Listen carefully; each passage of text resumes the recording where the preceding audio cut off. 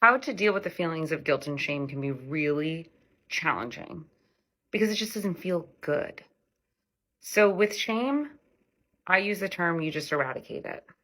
You don't process shame, you can't really heal from it.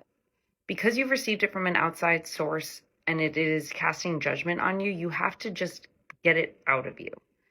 So, the way that I kind of process shame is just acknowledging who it was given to you by, how you received it, and then you make an active choice not to accept it.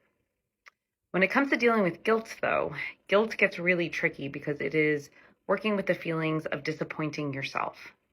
The feeling of guilt is elicited when you have a either conscious or subconscious standard that you hold yourself to, and then you actively choose to go against that standard. So when you're processing guilt, it's really about processing disappointment of you towards yourself. And you don't quite resolve it. And guilt is not even about absolving it.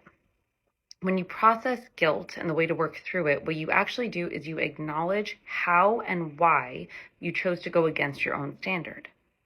It could be a myriad of reasons, and it doesn't have to make sense to anyone but you.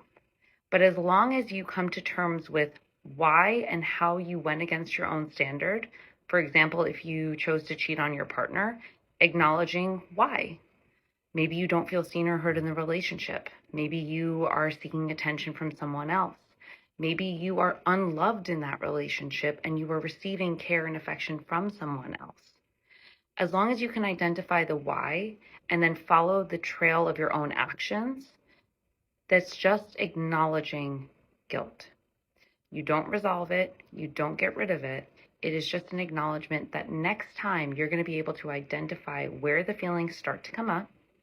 And then you always retain the choice to choose how you act in future situations that elicit the same response.